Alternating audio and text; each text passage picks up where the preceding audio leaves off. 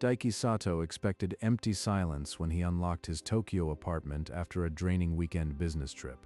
But the moment his key slid into the lock, muffled laughter and music seeped through the door, too many voices. He pushed the door open and froze. His living room had become a wreck of upended cushions, candle wax, and something oily smeared on the floor. "What have you done to our home?" His eyes dropped to the floor. The shattered remains of his late father's tea set lay in a puddle of red wine. "That tea set, it was the only thing my father left me." Oh, lighten up. We were doing deep energy clearing. You should be thanking us. Totally! Your place was a black hole of masculine toxicity. We fixed it. Daiki, please? They're helping me? You need to learn to lower your masculine vibration. The three women swept out, laughter trailing behind them. Daiki stood alone in the debris, the broken porcelain cutting into his palm. "Mizuki, look at this. Why did you let them reduce our home to rubble?" They were helping me release stagnant energy. Erica says you don't understand feminine spirituality. Daiki scooped up a shard of the tea set, still slick with wine, and held it between them. "This was my father's. He left nothing else. What energy required smashing it?" Erica says attachments to objects block your vibration. She was teaching me to let go. "She's not herself. That woman has her completely under a spell. But saying that now will just push her further away." He turned away and began cleaning, dropping the shard into a trash bag. Mizuki retreated to the couch, silent. Under the overturned coffee table, he found his grandfather's old pocket watch, the crystal cracked. The hands stopped at midnight. Hours later, Daiki lay in bed, the darkness pressing down. The rebuilt tea set, now only fragments, stood on the nightstand like an accusation. In the living room, Mizuki pulled a blanket up and stared at the ceiling, the distance between them heavier than any argument. The morning sun did nothing to soften the wreckage. Mizuki had vanished into her yoga world, the apartment silent except for Daiki's footsteps. In the kitchen, a crumpled envelope caught his eye, the joint credit card statement, still unopened. "Erica Wellness Coaching, 150,000 yen. What kind of session costs that?" He dug out the previous month's statements. The same name appeared again and again, each charge larger than the last. 120,000 yen, 150,000 yen, 180,000 yen. She spent nearly 500,000 yen without telling me. Mizuki had been pouring their savings into private sessions with Erica right under his nose. "That woman isn't just a messy guest. She's draining our account like a silent parasite." He rechecked the math, twice. The total hovered like a verdict he couldn't appeal. "This isn't healing. It's theft wrapped in lavender and lies." Daiki set the statement down, the numbers burning behind his eyes. Whatever Erica was selling, it was costing them far more than money. Daiki tried calling Mizuki, but her phone rang through to voicemail. She was already at her morning yoga class. He drove across town and parked down the street from Blossom Wellness, the studio's wood facade glowing in the late morning sun. Through the front window, rows of women in pastel leggings moved in sun salutation. Erica commanded the room from the front. "She's got Mizuki near the front. Every time she adjusts her, it feels possessive." Release that tension here, Mizuki. Your inner goddess needs permission to shine. When class ended, the other students rolled up their mats. Erica touched Mizuki's elbow and guided her to a corner. I feel so much spiritual blockage in your aura. Another private session will truly unlock your potential. I already owe so much. Daiki will. Erica's smile never wavered. She leaned in, murmuring something that made Mizuki's resistance crumble. "That woman is preying on her. I'm going to find proof and tear this cult apart." Back at his logistics office, Daiki typed Erica's name into a search engine, his coffee cooling beside him. Buried on a Consumer Watch forum, he found a thread titled "Blossom Wellness, Scam or Serious?" with dozens of angry replies. One post read, "She sweet talks you into signing over assets." Stay away. He scrolled further. Multiple women described high-pressure upsells and exclusive retreats held in clients' own homes. That retreat wasn't spontaneous destruction, it was a sales pitch, and Mizuki is her target. That evening, Mizuki burst through the door, her yoga mat still unrolled, eyes bright with news. Daiki, Erica is hosting another retreat here next weekend. She said our space has such potent energy. I'll be away on a work trip again. Use the place however you need. After she went to bed, he opened a store app and ordered a wireless spy camera small enough to hide behind a potted plant. Next weekend, I'll hear every word she feeds them. No more guessing. The spy camera arrived in a nondescript box. Daiki waited until Mizuki had left for work before opening it. The device was no bigger than his thumbnail. The lens, a pinprick of black glass, could record hours of clear footage. He balanced on a step stool and nestled the camera behind the thick leaves of a tall Dieffenbachia on the top shelf. A thin black wire ran down behind the bookshelf, perfectly hidden, to the power strip below. He opened his laptop and synced the camera. The screen flickered, then showed the living room in crisp, wide-angle detail. He angled a leaf over the lens, leaving the view unobstructed, but the camera invisible to anyone below. That afternoon, Mizuki bustled in with shopping bags, pulling out strings of fairy lights and a bundle of white sage. This retreat will be so transformative. Erica says our space is perfect for manifesting true abundance. She has no idea that this time I'll be listening to every word. That night, he tested the remote feed from his office. The living room sat silent and empty, waiting for its next invasion. The morning of the retreat, Daiki kissed Mizuki goodbye, his weekend bag slung over his shoulder. He drove around the block, parked in the rear alley, and crept to the fire escape.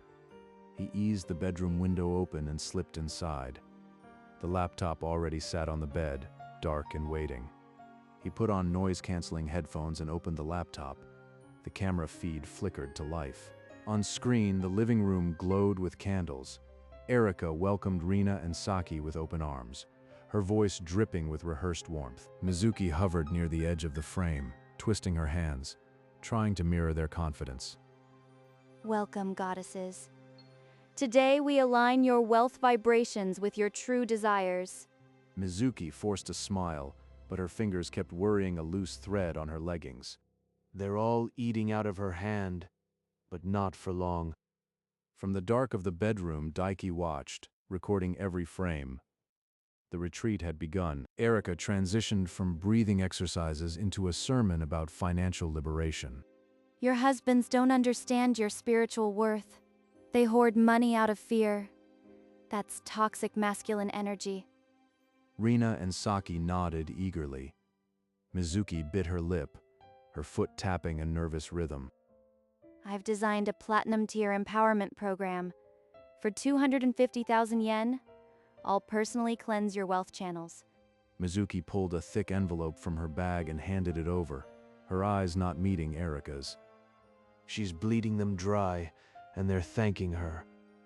This is energy clearing, releasing your attachment to material wealth. The universe will reward you tenfold. Rina and Saki added their envelopes to the pile. Mizuki's hands shook as she let go. Keep recording. Every word is another nail in her coffin.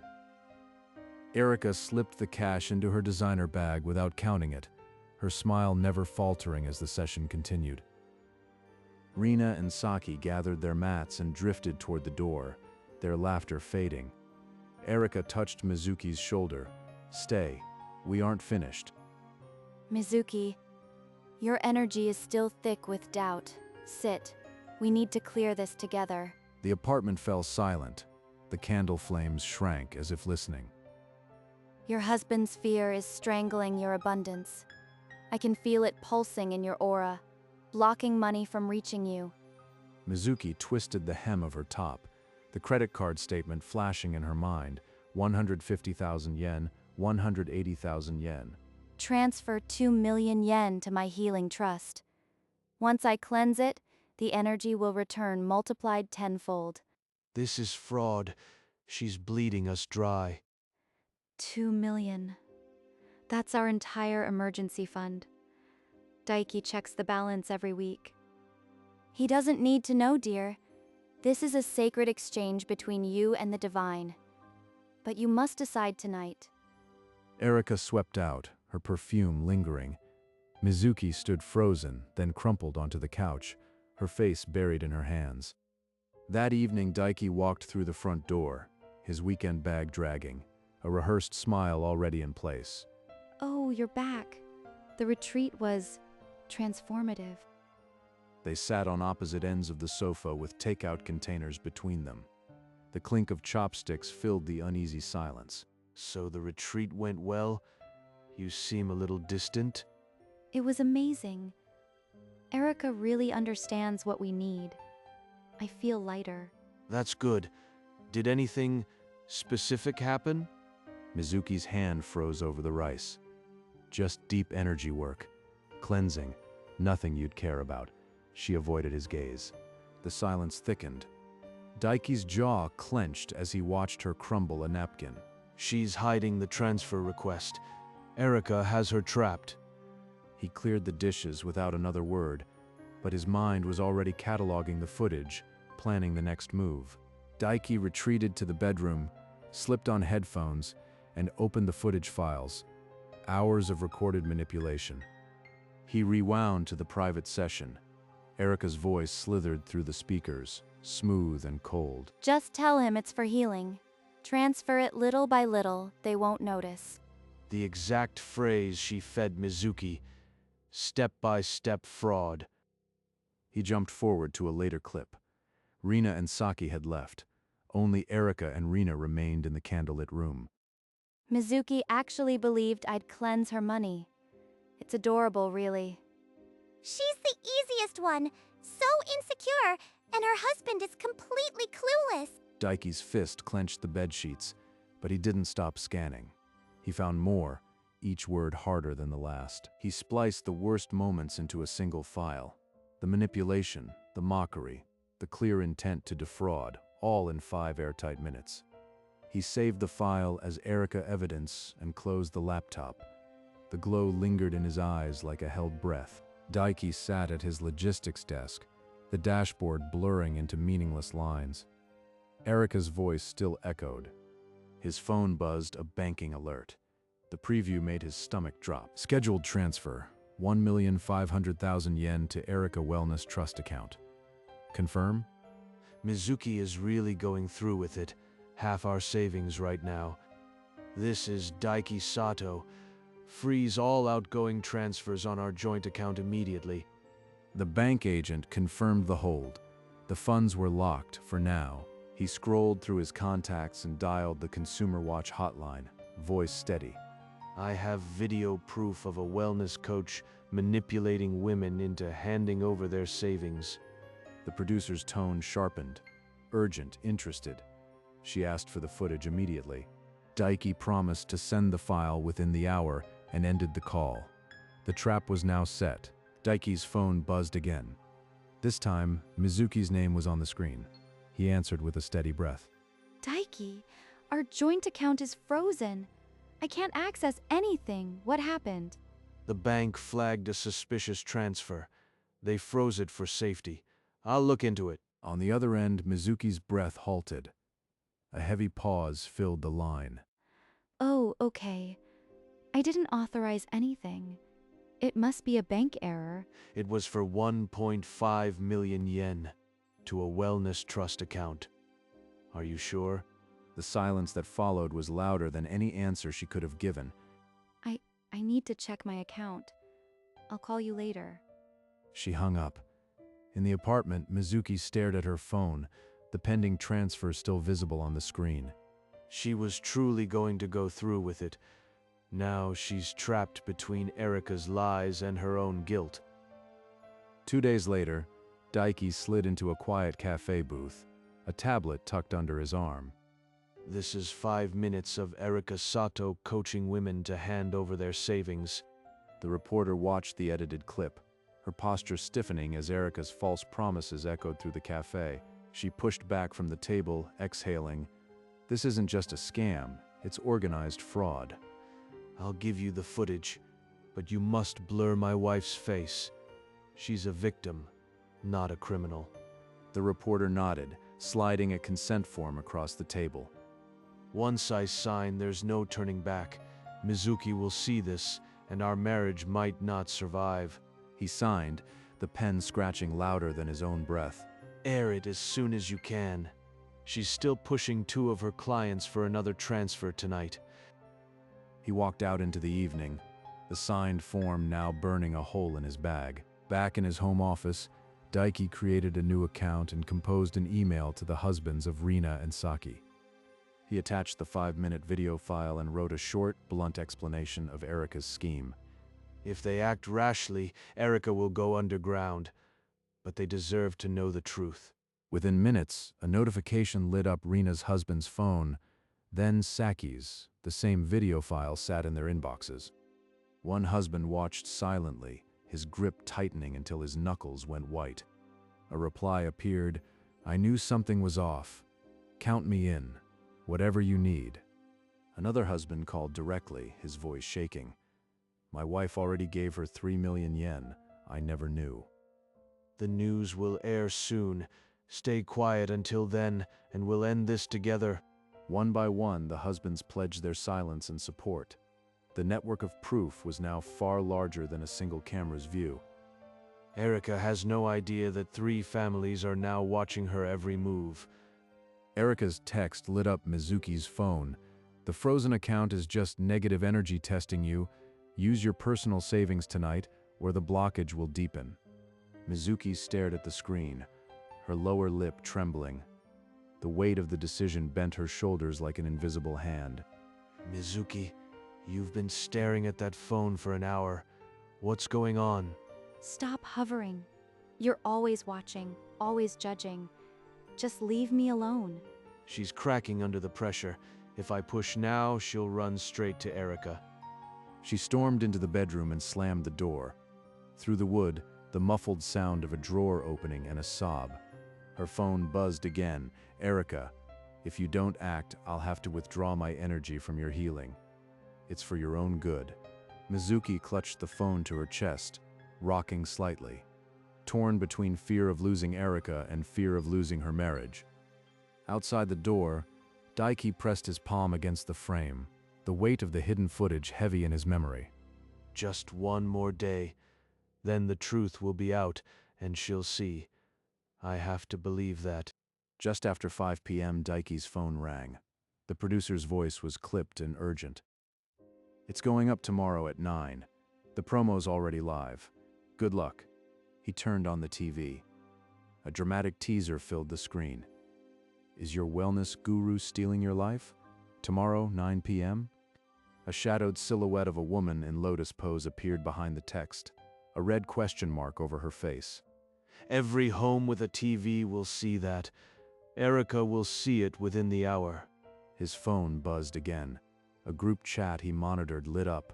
Erika had posted a single angry emoji, then left the conversation. Within seconds, another of the husbands messaged him, "She's panicking. Been calling us all." Good. Let her panic. It means she's finally trapped. He set the phone down and stared at the muted TV.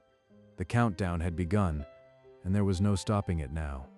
By this time tomorrow, the whole country will know her name and the truth about what she did. As the promo flickered across screens nationwide, Erika's name lit up Mizuki's phone. The vibration rattled the glass on the table. They're trying to destroy me. The media is spreading lies. You mustn't talk to anyone.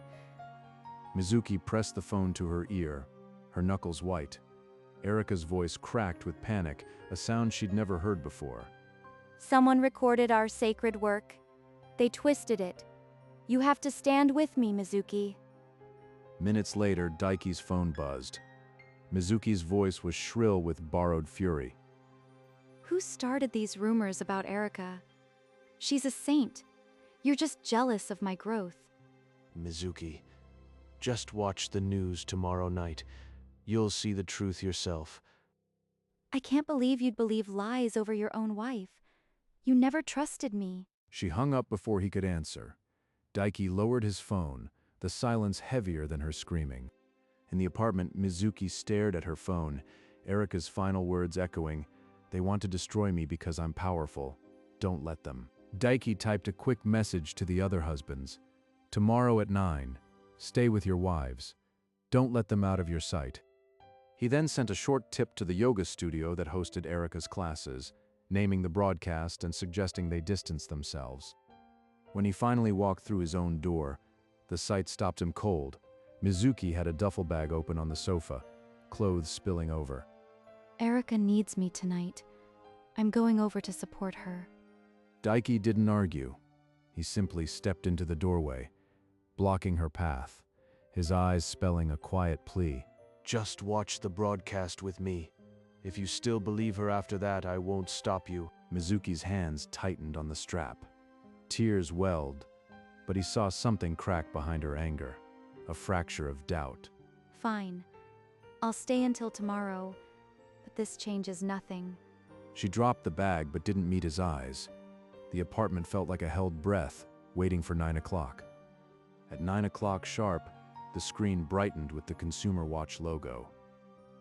Daiki didn't move. Mizuki sat rigid on the opposite cushion. The host's voice cut through. We obtained hidden footage of a wellness coach manipulating her students. Erika's voice filled the room. Transfer the money little by little, he'll never notice. That's exactly what she said to me. The screen cut to another clip, Erika laughing with Rina. Mizuki actually believed I'd cleanse her money. It's adorable. Mizuki's face crumpled. A raw, hollow cry escaped as the pieces snapped into brutal clarity. She turned to Daiki, her voice shaking with betrayal. You knew. You knew all along and didn't warn me. Daiki didn't look away. His silence was its own confession. The broadcast continued, but Mizuki was already on her knees, sobbing into the carpet, the sound of a world breaking apart. Daiki knelt beside her on the carpet, close enough to feel her trembling but not touching. I installed a hidden camera before the retreat.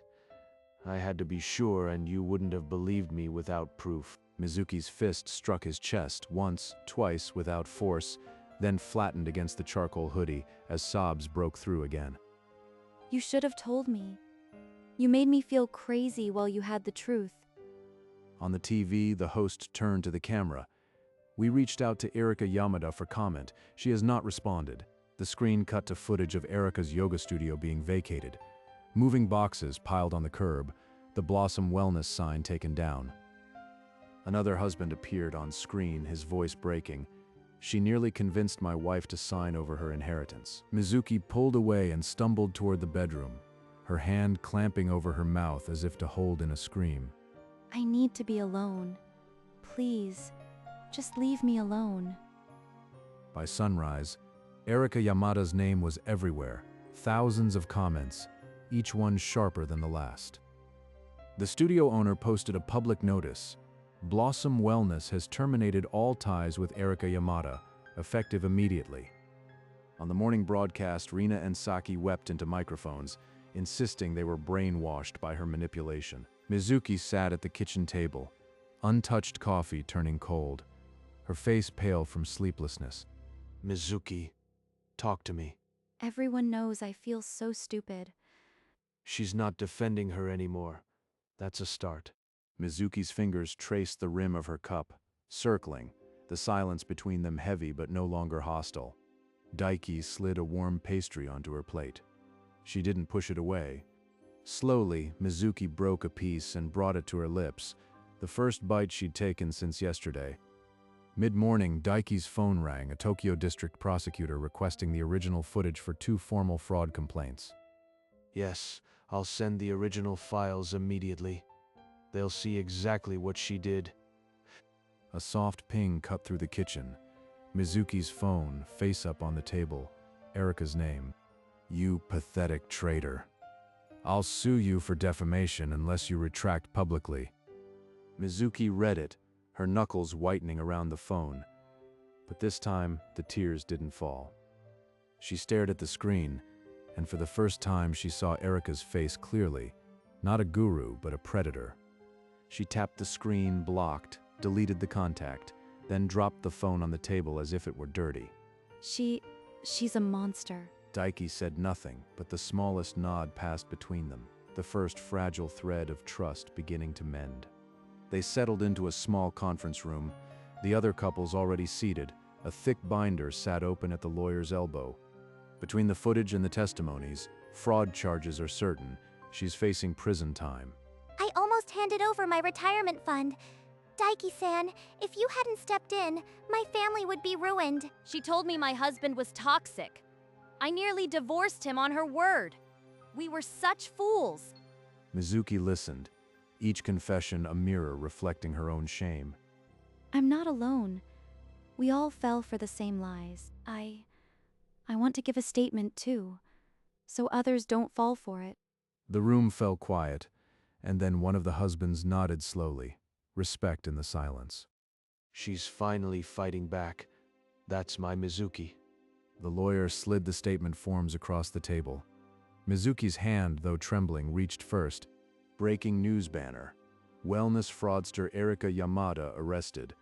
The screen showed her in handcuffs, lavender hair matted, head bowed.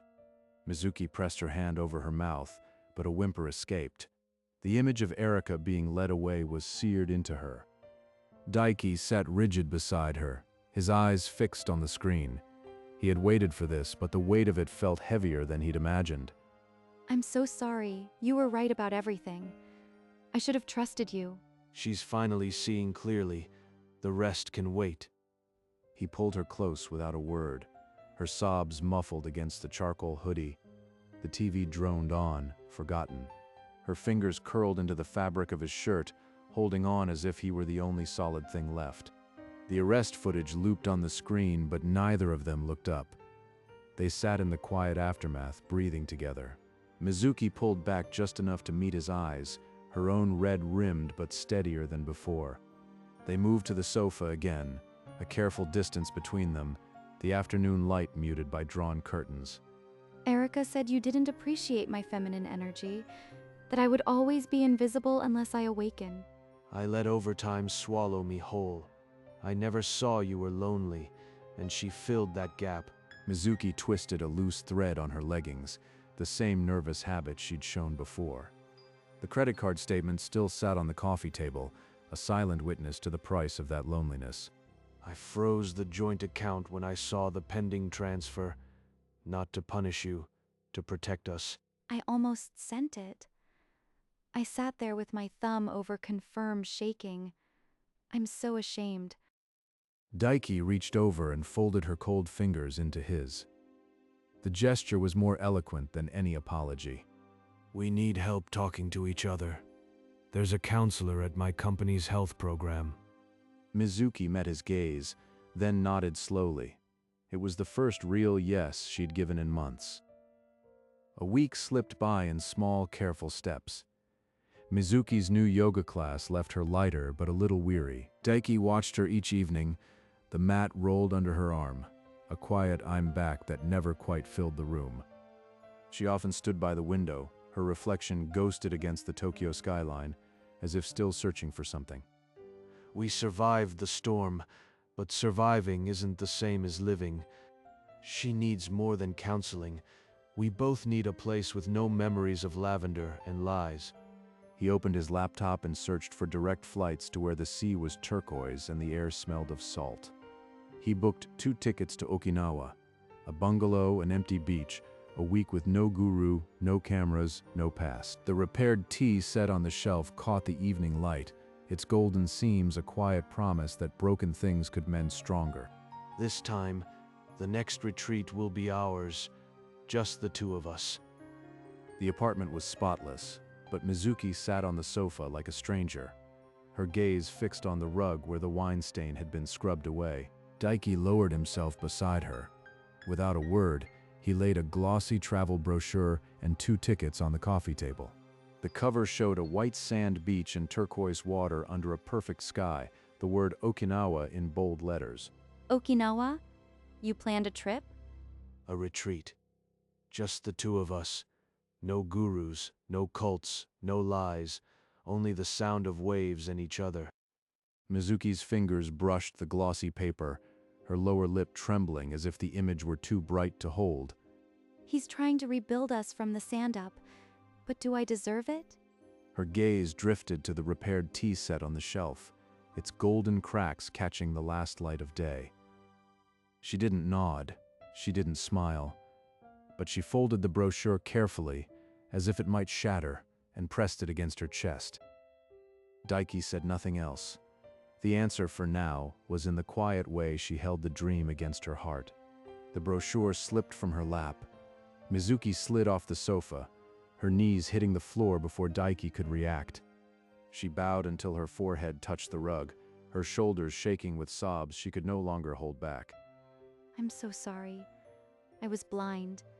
I almost ruined us, and I didn't trust the one person who was trying to save me. Daiki dropped to his knees beside her, no hesitation, his hand finding her trembling shoulder. It's over. I forgive you. Now let's rebuild together. Mizuki stared into his eyes, and for the first time she saw no anger, only the steady patience that had always been there. On the shelf, the repaired tea set caught the low light, its golden seams holding steady, a quiet testament. She fell into his arms, and they clung together on the floor like survivors washed ashore. The tears weren't sharp anymore. They were the kind that washed old wounds clean. The next morning, a new energy filled the apartment. Suitcases lay open on the bed, waiting to be filled. Mizuki pulled a soft lavender top from her drawer, then paused, the color catching her off guard. I bought this for one of her sessions. Maybe I should leave it behind. Bring it. You can teach me sun salutations on the beach. I'll probably fall over. A genuine laugh escaped her, light and unexpected, as if a locked door had swung open. There it is. I haven't heard that sound in a long time. She tucked the top into the suitcase with fresh resolve, as if reclaiming something that had been stolen. For the next hour they packed side by side, a quiet dance of folded shirts and shared glances. When the last zipper closed, Mizuki caught her reflection in the mirror and didn't flinch. The suitcases stood by the door, ready to carry two people toward a new beginning. They passed through security with the calm of two people who had nothing left to hide. Mizuki's grip on Daiki's hand tightened as the departure gate came into view, as if letting go would unravel everything. I'm nervous. Is that silly? No, it's good. It means this matters, that we matter. They settled into their seats as the cabin dimmed, the steady hum of the engines erasing the noise of the past weeks. Before takeoff, Daiki slid his hand over hers on the armrest, a silent promise that he wasn't going anywhere. Mizuki turned toward him, and the fear in her eyes softened into something she hadn't felt in months: hope. The plane lifted off, and she exhaled a weight she'd carried since the night the tea set shattered. Their fingers stayed laced together as Tokyo shrank below. No words needed, only the quiet certainty that they were heading somewhere new. Okinawa welcomed them with a warm breeze and an endless ocean, the sand impossibly soft under their feet. Mizuki balanced in a tree pose on the sand, her arms reaching toward the sun as if offering gratitude. You make it look easy. My turn. He wobbled immediately, arms flailing, and Mizuki's laugh rang out like a bell he'd almost forgotten.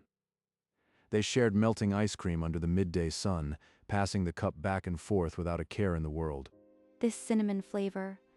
My grandmother used to buy it for me after school. Daiki's shoulders, once rigid, finally dropped as the tropical heat seeped into his bones and carried away the last of his vigilance. Mizuki rested her head on his shoulder, her breathing in sync with the rhythm of the waves. They didn't speak. The only sound was the hush of the sea folding over itself again and again. The sun melted into the horizon, painting the sky in hues of gold and rose, and for the first time in months, they didn't need anything more. Daiki unlocked the apartment door to find the afternoon light pouring in like a welcome. Mizuki stepped over the threshold, her gaze traveling the room as if seeing it for the first time. On the shelf, the repaired tea set glowed under a small lamp, its golden seams holding the light like a promise kept. From her bag, She drew a tiny white seashell and placed it beside the photograph of Daiki's father. The shell settled beside the cup as if it had always belonged there, a small, quiet offering from the sea that had healed them. Daiki came up behind her and wrapped his arms around her waist, his chin resting on her shoulder. Welcome home, Daiki. No light like the one you walked back into. They stood together in the quiet, the only sound the distant hum of the city and the soft rhythm of two hearts beating in time. Later that night, Daiki pushed the bedroom door ajar. The room was dim, lit only by the faint glow of the city beyond the window. Mizuki lay curled on her side, the blanket pulled loosely around her, a faint smile still resting on her lips. On the nightstand, the travel brochure lay open to a page of white sand beaches, as if she'd fallen asleep dreaming of them. He crossed the room without a sound and reached for the small lamp, clicking it off. Darkness folded over them like a familiar blanket, the only light now the distant shimmer of Tokyo through the window. He slid under the covers, the mattress barely dipping. Her breathing was slow and steady, the sound of genuine rest. He lay on his back staring at the ceiling, a quiet gratitude washing over him, not for victory but for survival. Without thinking, he found her hand under the covers and laced his fingers gently through hers. She didn't stir. He closed his eyes, letting the last tension drain from his jaw. For the first time in weeks, sleep came without a fight. The two of them rested side by side, a quiet silhouette against the night, holding onto a piece hard-won and finally whole. The night deepened over Tokyo, but in the dim bedroom, two people slept without shadows. And in the space between dreams, a memory surfaced, azure water, warm sand, and a horizon that asked nothing of them. A pair of hands intertwined on the shore, the same hands that had clung together through the wreckage. The ocean rolled in, a steady hush that seemed to wash everything clean, the doubt, the lies, the lavender-scented poison. There was no guru here, no hidden camera, only two people who had learned to see each other again. And the word they had once associated with chaos and manipulation, retreat, had finally become something else. A place of healing, a promise kept, a sign that broken things, when mended, hold gold in their seams. Retreat.